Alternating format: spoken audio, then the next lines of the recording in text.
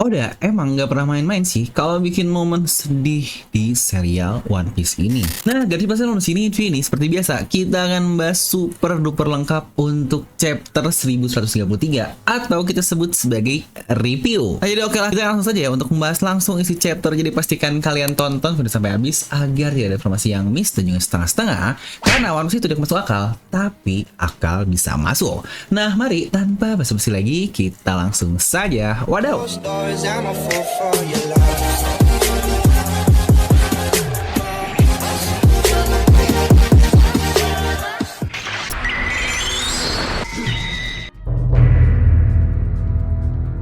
Dimana judul untuk chapter 1133 ini adalah Praise Me atau Hibur Aku atau Puji Aku. Judul yang sejujurnya ini sangat-sangat dalam sekali yang nanti akan kita bahas lebih lengkap alasannya kenapa, yang mungkin kayaknya juga ada beberapa yang sudah tahu. Dan untuk cover story sendiri, tahu-tahu kita sudah berada di daerah luar Udon dengan terlihat Tama yang diculik oleh Holdem, dimana Speed terlihat sudah dikalahkan oleh dirinya. Mungkin yang jadi pertanyaan untuk Holdem ini, apakah dia bergerak atas keinginan pribadi atau jangan-jangan ada seorang lain lagi yang mengontrol di belakangnya. Juga kok kayak skip banget ya dibandingkan dengan cover story di chapter lalu yang masih di Udon, masih bareng-bareng semuanya. Tahu-tahu Speed dan Tama dalam keadaan diculik yang ini seakan-akan langsung skip, tahu-tahu seperti itu. Ya, tapi seharusnya bagi Yamato akan cukup mudah sih untuk bisa mengalahkan Holdem doang. Dan bingung juga kenapa Holdem bisa begitu berani. Apakah dia tidak mengenal Yamato? Yang rasanya nggak mungkin kan, Yamato ini anak dari Kaido atau mantan bosnya, dan kenapa dia bisa berani? Yang untuk ini kita akan tunggu saja lanjutan di cover story selanjutnya. Nah, dimana untuk chapter sendiri dimulai flashback langsung 22 tahun yang lalu saat insiden Ohara, dan tepat panel pertama adalah momen Asuinu ketika menghancurkan kapal dari para rakyat-rakyat yang ada di Ohara sana. Ada yang bertanya, apa yang terjadi di Ohara? Aku bahkan masih merinding karena itu sungguh sebuah tragedi. Kapal evakuasi yang harusnya membawa rakyat tiba-tiba terbakar api. Aku mendengar teriakan dari kebakaran tersebut, di mana itu adalah sesuatu yang tidak akan pernah bisa kulupakan. Lalu ada yang bertanya lagi, jadi apakah Nico Robin lah yang bertanggung jawab atas semua hal tadi? Dan dijawab, dia menenggelamkan juga semua kapal perang yang ada di sana. Dia adalah iblis yang bersemayam dalam bocah berusia 8 tahun. Yang ternyata yang ngomong ini adalah Spandain, atau mungkin buat kalian yang lupa, dia adalah anggota CP9 yang datang ke kampung halaman Robin. Ya, intinya dia petugas utama lah yang berada di kejadian ketika insiden Ohara, dan dia juga ayah dari Spandam yang ini orang-orang yang sangat membenci sekali. Yang ini pula sebenarnya sudah kita ketahui ya, kalau alasan kenapa Robin bisa mendapatkan bounty yang cukup tinggi karena dia di framing dengan sangat buruk, dan ternyata Spandan lah yang menceritakan itu semua kepada para wartawan, di mana kebohongan atas kebenciannya karena gagal menangkap Robin di Ohara, yang akhirnya dia tuntaskan semuanya untuk menjadi semua berita, yang itu pun akhirnya membuat Robin untuk seorang bocah 8 tahun mana dia wanita mendapatkan bounty yang sangat gila, yaitu 79 juta berry. Tidak hanya karena dia sarjana Ohara, tetapi untuk cerita utamanya karena dikatakan dialah yang menghancurkan kapal perang angkatan laut dan juga kapal perang evakuasi yang notabene harusnya diselamatkan oleh pihak mereka. Dimana juga di sini kita diperlihatkan di flashback dari Robin yang sudah pernah kita lihat ketika chapter yang kita dapatkan 19 tahun yang lalu ya, ketika arc dari Enies Lobby. Ya, ingat banget juga pada saat itu saya masih membaca rilis langsung dari komiknya. Berarti itu masih bocah banget 19 tahun yang lalu. Dimana kalau nggak salah untuk nyampe Indonesia itu komik full 41 sekitaran tahun 2006, yang itu masih SD udah ngikutin One Piece, yang aduh ternyata udah lama banget ya perjalanan dengan One Piece. Ya, lagi-lagi seperti bocah-bocah yang masih tidak mengerti apa itu esensi flashback, yang pada saat itu masih sangat membenci kenapa sih harus banyak flashback, karena kita mikirnya cuma tarung dan flashback ini cuma ngelamain. Apalagi buat yang beli full 41 itu flashback mungkin isinya setengah dari komiknya kali ya, itu panjang banget flashback Nico Robin. Tapi semakin gede, semakin dewasa, semakin sini semakin ngerti lah kalau cuy Robin ini punya flashback yang paling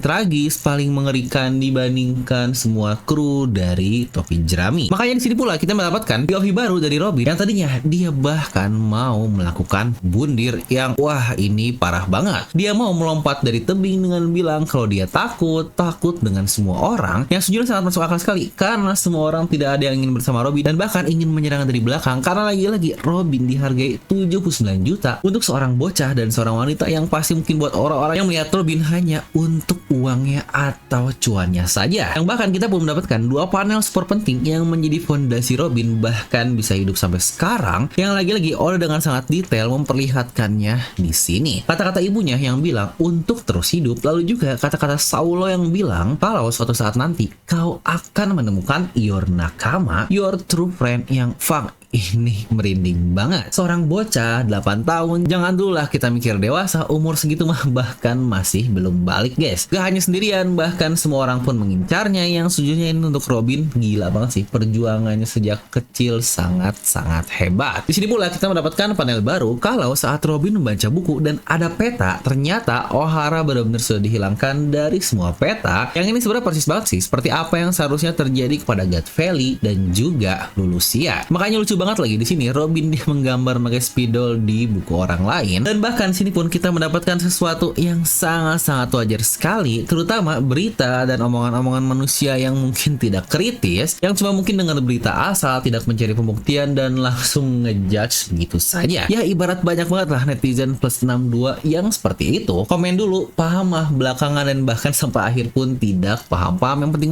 bacot dulu lah baru kita paham lagi. Dimana cerita-cerita Robin pula di sini kita mendapatkan kalau dia selalu membunuh siapapun, pura-pura menjadi bocah, dan kalau ada kesempatan dia bakal menggorok leher orang lain. Dimana bukankah rumor-rumor seperti ini sangat mirip sekali dengan rumor dari kapten kita yaitu Luffy? Karena banyak rumor-rumor yang berkata kalau Luffy adalah orang yang sangat kejam, dia selalu bermain belakang. Bahkan ada juga rumor-rumor aneh yang berkata kalau Luffy punya tinggi 3 meter lah, ada yang bilang 7 meter, yang suka ngebunuh sana sini. Yang balik lagi, rumor bisa menjadi sangat-sangat liar. Dan situlah akhirnya flashback berakhir dan kita kembali ke waktu saat ini ketika di Elbaf, di mana mereka semua sudah sampai dan berada di pelabuhan barat. Ya benar, air lautnya dari awan yang persis dengan Skypiea. Di sini pula bahkan kita diperlihatkan POV Pulau Elbaf dari samping, di mana sebelumnya kita mendapatkan tampak depan yang kita lihat di awal perkenalannya, dan ini tampak dari samping. Makanya bukankah pelangi bisa terlihat dari pinggir ini sangat aneh sekali. Makanya sebelumnya Frankie berkata, emang bisa ya kita melihat pelangi dari sudut pinggir gini? Yang buktinya ini bisa terlihat yang sangat-sangat aneh sekali. Terlihat juga di sini Lilith dan Bonnie yang sangat happy sekali dengan pose yang sama, yang wah sejujurnya ini lucu banget. Di sisi lain tim Luffy ternyata dia menyusul menggunakan kapal lain yang disebut sebagai Sphaler.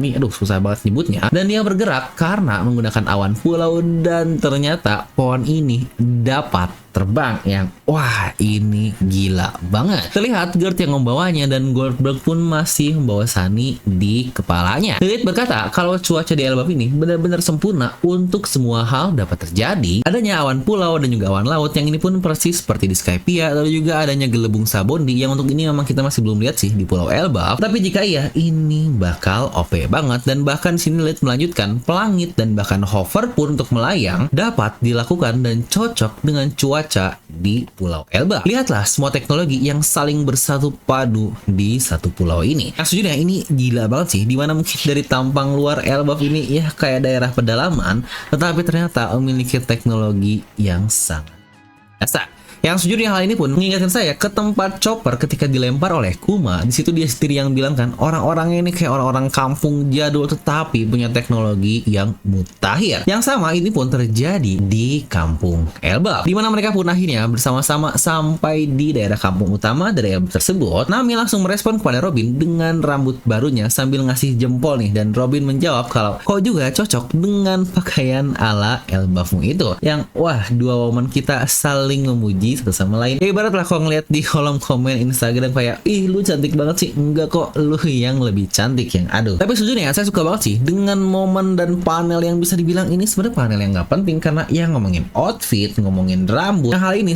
sangat tidak relevan mungkin di serial-serial lain, karena coba baju dari awal sampai akhir sama, bahkan juga rambutnya sama, tetapi di One Piece bahkan sampai di komen seperti itu oleh Oda Sensei. Sebuah detail yang sebenarnya nggak penting tapi sangat membawa kehangatan, terutama buat kru topi jerami yang ada di sana, yang itu pun membuktikan kalau sebegitu dekatnya hubungan di antara orang-orang tersebut.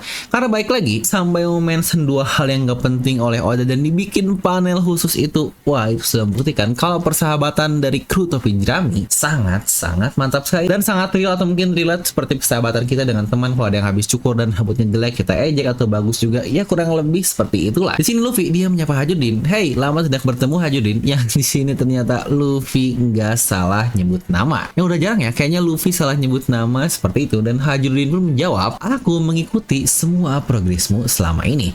Kau sudah menjadi Yonko kan sekarang, sesuai harapan dari bos kami. Aku akan mengenalkanmu kepada yang lainnya, dimana keempat dari kita adalah bajak laut raksasa baru dan kita semua adalah bawahanmu. Yang awalnya saya cukup bingung, kok 4 ya? Bukankah harusnya jumlahnya ada 5? Yang ternyata Rodo atau Rod tidak dianggap karena kain selat sendiri di bagian belakang dia disalib seperti itu dan berkata, hey, harusnya 5. Namun ya lagi-lagi Luffy being Luffy lah ya. Di sini dia menjawab, sudah aku bilang, aku tidak butuh bawahan. Dan Hajurudin pun menjawab dengan jawaban yang sama juga. Digagal tidak masalah karena itu semua adalah pilihan kami. Dimana Hajurudin menceritakan kalau seluruh negeri sangat senang mendengar kabar tersebut, terutama ketika kita mendengar kekalahan dari Big Mom di Wano Kuni. Yang tentu saja ini akan membuat seluruh kru kebingungan. Di situ pun Gert menjelaskan, Lin atau mungkin Big Mom dulunya adalah temanku, namun dia melakukan sesuatu yang membuat orang-orang Elbaf tidak bisa memaafkannya. Dan di sini kita diperlihatkan orang-orang di desa tersebut pun yang langsung bilang, hey Hajurudin, nanti saja cerita-ceritanya, mari kita pesta dulu. Kita sudah menyiapkan segunung makanan untuk kalian. Dan tepat ketika Luffy dan lainnya sudah siap-siap untuk menuju ke pesta makanan, di situ Robin berkata, hey Luffy, dan kita pun akhirnya di skip dengan mereka yang tahu-tahu sudah berlayar lagi menggunakan kapal terbang yang sebelumnya kita lihat, yang ternyata semuanya ingin nemenin Robin untuk bertemu dengan Saul. Padahal sebelumnya juga Robin udah berkata, padahal aku bilang kan kalau aku sendirian pun tidak apa-apa bertemu dengannya. Dimana Luffy, Chopper, Nami, Jinbei, bahkan ini Zoro loh, sampai ikut-ikutan ngerespon dengan bilang ya kalau mereka juga kepo lah, yang aduh ini bahkan jarang banget Zoro sampai seperti itu. Terutama yang paling aneh adalah Luffy, dia bisa-bisanya menolak pesta makan untuk bertemu dengan orang lain. Dan sosok raksasa yang mengantar mereka lagi-lagi adalah Gert yang sebelumnya menggunakan kapal itu juga. Di sini Gert berkata kalau Mr. Saul selalu bilang jika dia ingin menunjukkan Robin cuan perpustakaan yang ada di Elbaf. Dan Luffy juga bilang, sudahlah Robin, sebagai kapten aku perlu menyapa seseorang yang sudah menjaga kruku dengan baik. Dan Robin pun menjawab, dari mana kau dengar hal itu? Yang ini pun sejujurnya sangat bingung juga sih, kayak kok Luffy bisa tahu ya tentang Saul, lalu juga tentang dia menjaganya dan yang lain-lainnya. Bukankah Luffy tidak pernah peduli dengan flashback atau masa lalu dari orang lain? Ya tetapi sadar atau tidak, Luffy adalah salah satu karakter yang Oda bikin sangat-sangat baik sekali. Walaupun mungkin dia terlihat bodoh amat, tetapi Luffy adalah karakter yang paling peka dibandingkan karakter yang lain. Luffy ini diam-diam bisa tahu apa yang diinginkan oleh krunya, dan contoh yang paling mudah ingat aja lah momen ketika Nami di arc-nya dahulu yang sejujurnya itu epic banget, dimana Luffy cuma terdiam tapi dia tahu apa yang Nami benar-benar inginkan. Tapi yang lagi-lagi yang saya suka dari satu panel ini adalah kita bisa melihat Robin dan juga Bone yang berdua, aduh ini sangat cocok banget. Udahlah Bone fix banget jadi nakama, udah sangat cocok banget jadi bocah yang bisa menyenangkan seluruh kru dengan ya nuansa yang baru. Dimana di sini pula kita juga melihat reaksi dari Brogy dan Hajurudin ketika mereka nggak jadi pesta dan memutuskan untuk nyamperin Saul. Mereka pun merespon, kita akan menunda hidanganmu sampai kau bertemu Saul, dan kita juga akan menyiapkan hidangan spesial, jadi gunakan saja waktumu dan jangan lupa mengajak Saul untuk ikut berpesta bersama. Yang lagi-lagi ini gila banget sih, orang-orang Elbaf itu sangat pengertian sekali. Yang sejujurnya ketika saya melihat panel ketika semua warga Elbaf ini sangat excited dengan kedatangan dari kru topi jerami ini, bakal makin bingung sekali sih, kayak ya kali Luffy bakal ngelawan semuanya, yang kalau Luffy bisa ngebebasin Loki, yang sejujurnya ini masih menjadi pertanyaan, kira-kira apa plot yang ada lakukan di antara Luffy dan juga Loki nanti di arc Elbaf. Dimana di perjalanan Usopp pun berkata, jadi kalian para pejuang juga belajar ya, dan Gert pun menjawab kalau Mr. Saul utamanya adalah guru sejarah kami, tapi dia juga banyak menceritakan beberapa buku lain. Guys, makanya bacalah, jangan malas baca. Yang bikin negeri plus 62 kita memiliki literasi yang sangat rendah. Tetapi unik juga ya dikatakan kalau Saul adalah guru sejarah mereka, yang gak kebayang sih untuk masalah sejarah dari Elbaf ini sampai berapa tahun. Karena bukankah untuk tetuanya saja bisa hidup selama 400 tahun, yang berarti untuk sejarah-sejarahnya bukan 100-200 tahun lagi, mungkin 2000-3000 tahun yang lalu. Yang bedanya mungkin kakek bahkan buyutnya pun itu udah bisa hidup lebih dari 2000 tahun yang lalu, yang wah ini Elbaf bisa menjadi negeri tertua yang akan mengungkap selain Void Century bahkan hal-hal yang lebih penting untuk One Piece di beberapa milenium yang lalu dan bukan abad saja. saja. Dan akhirnya kita sampai nih di perpustakaannya yang bernama Owl Library, di mana menariknya bangunan ini dibangun di atas pohon besar yang serupa tetapi tidak sama nih dengan pohon ohara yang ada di dalam pohon. Kerennya tempat ini menjadi mata air karena air terjun yang terus mengalir di atasnya. Bentukan ini pula malah membuatnya menjadi semacam pantai, dan karena ini adalah Elbaf yang semuanya sangat besar, maka benar-benar udah jadi kayak laut. Di saat Luffy ingin langsung masuk dan bertemu dengan Saul, Nami pun menahannya karena cuy, ini adalah reuni dari Tante Robin. Di saat itu ada seseorang yang lari dengan berteriak kalau Saul jatuh dan tidak bisa bangun. Dimana semua pun merespon dengan sangat lucu, dimana Luffy yang kesel kayak, woi, kita baru aja mau bertemu dengannya kok dia malah jatuh. Sanji juga berkata, hey, ini adalah reuni 22 tahun dan kau malah jatuh. Chopper pun merespon, aku dokter, biarkan aku meriksanya. Dan Usopp pun menjawab juga, kok Chopper sembuhkan dia karena kau satu-satunya harapan kita semua. Yang wah, ini lucu banget sih kalau semuanya sampai excited seperti itu. Dan ternyata Saul benar-benar ada di sana sedang terbaring di pinggiran pantai, yang Robin pun langsung menyadarinya dengan ketawa. Hahaha, dasar bodoh. Dia pun berkata, aku akan mendatangi sendiri, kalian semuanya tunggu saja di sini. Dan ngomong-ngomong, Tante Robin di sini lucu banget, apalagi dengan potongan rambut barunya yang aduh, ini jadi nggak kayak tante-tante, malah kayak anak kuliahan yang makin mantep nih. Dan kalau kalian sadar, ini definisi dimana semua krunya benar-benar ikut, yang bahkan untuk Bonnie, Lilith juga harusnya ada di sana. Kalau kita hitung dari jumlah siluet-siluet kecil ini, mereka semuanya ikut menemani Robin bertemu dengan Saul. Dan inilah dia Robin berjalan ke Saul yang terdampar di pinggir pantai, dan boom, ternyata Saul dia pura-pura mati dan mengagetkannya seperti dulu. Yang gilanya dari Oda adalah kejadian ini bahkan dibuat persis sama seperti chapter 392 di flashback Robin, yang bisa kalian perhatikan panel per panelnya ini persis banget dibuat paralel. Dan kalau kalian sadar, apa yang lebih gila lagi, chapter 392 itu rilis 19 tahun yang lalu di 12 Desember 2005, yang berarti ini bisa dibilang sangat-sangat tepat, presisi banget 19 tahun yang lalu. Dimana untuk chapter ini rilis legalnya tanggal 8 Desember, yang ketika video ini direkam itu berarti besok hari Minggu, dimana minggu depan kita libur. Dan untuk chapter 392 rilisnya di 12 Desember, yang bisa dibilang itu minggu yang sama yang terjadi di bulan Desember dengan tahun berbeda, yang berarti persis 19 tahun, Oda menyiapkan pertemuan yang sangat-sangat mantap ini. Ya walaupun mungkin bedanya untuk Robin ini flashback 22 tahun dan kita 19 tahun, yang bukankah ini gila banget. Oda selalu sangat detail. Dan tahu apa yang paling menyedihkan ketika saya masuk membaca bagian ini? Yaitu momen ketika Oda yang menggambar paralel di mana panel adanya Robin kecil dan Robin dewasa, yang wah, ini parah. Kayak langsung teringat nih semua momen flashback di mana Robin kecil dengan semua flashback yang sangat mengerikan, dan Robin sekarang yang sudah melalui semuanya. Mau udah sengaja banget kan bikin pakaian Robin yang persis sama ketika dahulu dengan warna sama hitam, dan tank top juga yang persis kayak kecilnya, yang ini bener-bener flashback banget. Yang dari sini ternyata momen orang yang teriak kalau Saul jatuh yang kita dapatkan beberapa chapter lalu itu sepertinya orang yang lagi latihan buat momen di Poro yang direncanakan oleh Saul tersebut. Yang lagi-lagi orang Elbaf ini benar-benar sangat nunggu banget ya kedatangan dari kru topi jerami. Bahkan Saul pun bikin skenario spesial hanya untuk Robin dan minta bantuan scholar yang lain. Di sini Saul pun berkata, "Hahaha, sepertinya kau tidak kaget ya, dan kau juga ya memang bukan anak kecil lagi. Maaf, aku tidak tahu bagaimana memulai semua kecanggungan selama ini." Dan buat kalian yang gak ngeh, mungkin bisa terlihat nih muka Saul penuh dengan bekas luka bakar, dan bisa kalian lihat juga untuk kakinya, dia sekarang memiliki kaki satu yang sepertinya kaki sebelahnya hancur pasca es dari Aokiji. Dimana Saul benar-benar santuy dengan bilang, "Jadi mari kita lihat wajahmu dari dekat. Kau benar-benar menjadi wanita yang sangat cantik, persis seperti Olvia." Dimana dia pun melanjutkan lagi, "Apa kau dengar siaran Vegapunk, Robin?" Dan Robin pun menjawab, "Aku berada di sana ketika insiden itu terjadi, jadi aku tidak bisa mendengar semuanya secara jelas. Tetapi aku dapat membaca beberapa rangkumannya di berita." Yang dipikir-pikir, iya juga kan, di saat orang-orang lain mendengar siaran yang sangat penting itu dengan santuy, seluruh kru harus bertahan hidup melawan Gorosei dan anggota-anggota angkatan laut dengan skala perang, sambil siaran itu terus berjalan di Pulau Egghead. Saul pun berkata lagi kalau kata-kata itu adalah peninggalan dari Ohara, mereka seharusnya terkubur dalam sejarah dan hilang tanpa siapapun mendengarnya.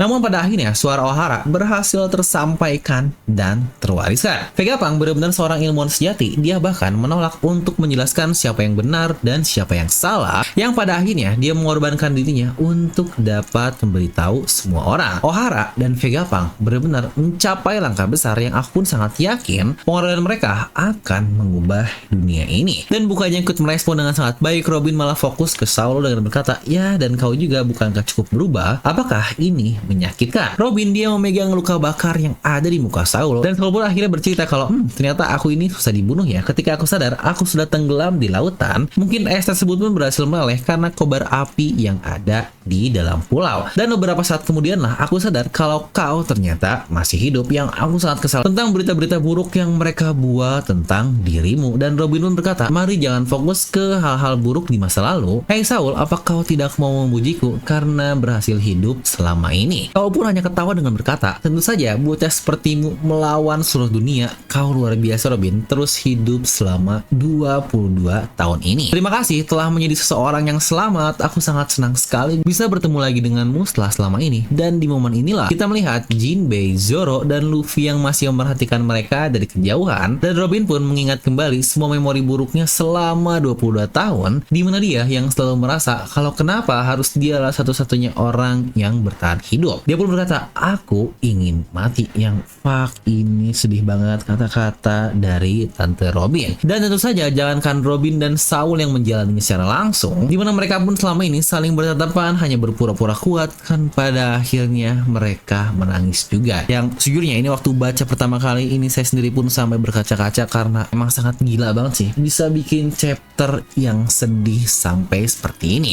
Ya masih banyak lah momen-momen sedih di One Piece, dimana udah benar-benar bisa buat dramatisir, buat momen mengingat flashback dan banyak hal yang menjadikan satu momen sedih sangat-sangat masuk untuk kita para pembaca. Karena persis seperti yang kita lihat di sini, momen Saul dan juga Robin menangis. Di sini kita melihat seluruh kru yang dalam keadaan menangis juga, yang wah ini gila banget dari Oda Sensei. Yang kayak fuck lah, masa nangis lagi gara-gara anime yang ini nggak ingat umur banget udah berapa tahun tapi masih aja bisa kayak gini. Dimana hanya trio monster inilah yang tidak diperlihatkan mukanya, dimana Luffy akhirnya tersenyum dengan lebar. Yang seharusnya sih untuk Zoro dan Jinbei juga mereka tidak akan benar-benar menangis, tapi ya mungkin cuma tersenyum terharu doang. Lalu untuk Lilith dan Bonnie memang dia tidak dilihatin di panel ini, yang sejujurnya cukup wajar juga karena mereka ini baru banget kok bersama dengan Robin dan belum sedalam itu bonding di antara mereka semua. Yang mungkin ini pula alasan Oda hanya menampilkan kru-kru yang memang sudah resmi saja berada di topi jerami. Dan itulah untuk chapter kali ini.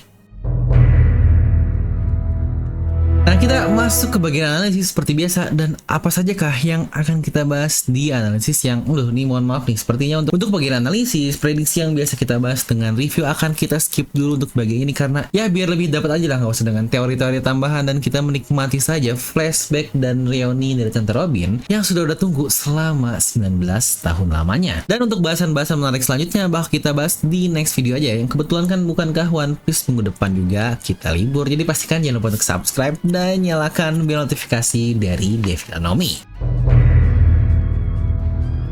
Dan seperti biasa untuk chapter-chapter menyedihkan, penuh haru, persahabatan yang udah lihat dengan sangat-sangat nyata dan sangat genuine di serial One Piece ini. Yang sejujurnya dari sini saya benar-benar merasa kalau inilah alasan kenapa One Piece bisa menjadi serial terbaik sepanjang masa dengan penjualan yang sangat konsisten, bahkan lebih dari 2 dekade, yang ini sangat masuk akal sekali. Ya bahkan seperti yang kalian lihat, penjualannya cuma kalah beberapa kali doang, dan mungkin buat kalian yang sering bilang, wah One Piece mah terkenal karena volumenya aja yang banyak, makanya penjualannya banyak mulu. Yang mohon maaf nih, lihat bahkan dari tahun 2000 doang yang itu volume One Piece masih dikit, dia sudah menjadi top sales dengan tahun perilisannya yang itu masih terbilang sangat baru, yang berarti bukan cuma perilisan yang banyak, tetapi emang karena ceritanya yang sangat bagus sejak awal. Dan chapter ini benar-benar membuktikan reuni 19 tahun yang sudah udah siapkan, yang kalau dipikir-pikir momen saya benar-benar into One Piece itu sebenarnya sejak Aquater 7. Ya ingat banget komiknya saya beli sendiri volume 39 yang itu pun buat orang Bandung mungkin tahu Palasari, yang harganya masih cuma 8.000 doang pada saat itu. Yang dari situ akhirnya tiap bulan dan bahkan tiap komiknya rilis baru untuk One Piece loh saya beli, ya biasalah beli mah di Gramedia seperti biasa, sampai volume terbaru yang kemarin volume 110, yang berarti gila juga ya, dari tahun 2005 atau mungkin ya kita bulatkan ke 2006 untuk awal beli komik One Piece. Ya mungkin 2007 2008 saya pertama kali baca online waktu itu kalau nggak salah masih arc dari Trial Bug. Terus sekitaran tahun 2009 2011 ini saya sudah rajin banget baca-baca teori One Piece seperti di forum Kaskus. Mungkin Mungkin ada juga alumni TP One Piece Kaskus yang aduh ini udah jadul banget. Yang berarti cukup panjang juga ya. Perjalanan Devilami dengan serial One Piece ini sudah hampir 2 dekade saya benar-benar mengikutinya dengan sangat dalam. Ya mungkin kalau lebih bocil lagi sekitar 2002, 2003 itu kan masih nonton di Indosiar, yang itu pun masih belum paham alurnya bagaimana, ceritanya bagaimana, masih secara cuma-cuma. Nah tapi oke lah, kita akan kasih nilai dulu untuk review dari chapter kali ini, dan momen-momen flashback apalagi pertemuan menyedihkan seperti ini akan langsung saya kasih nilai 10 dari skala 10. Buat kalian berapa? Coba langsung tuliskan di kolom komentar. Nah jadi itulah untuk video review kali ini, dan saya juga mau berterima kasih nih terutama buat kalian para pricers yang udah support Devilami dengan memberikan donasi atau juga super thanks yang bisa langsung kalian klik tombol super thanks di bawah video ini. Atau juga buat para membership kalian yang bisa kalian lihat di layar ya, seperti para Devil Fruit user, Hack user, dan Wheel of Tea juga. Dan seperti biasa, like aja video kalian suka, dan aja kalau suka jangan lupa untuk subscribe dan juga share ke teman kalian. Gue Devil pamit, and I'll see you guys next time.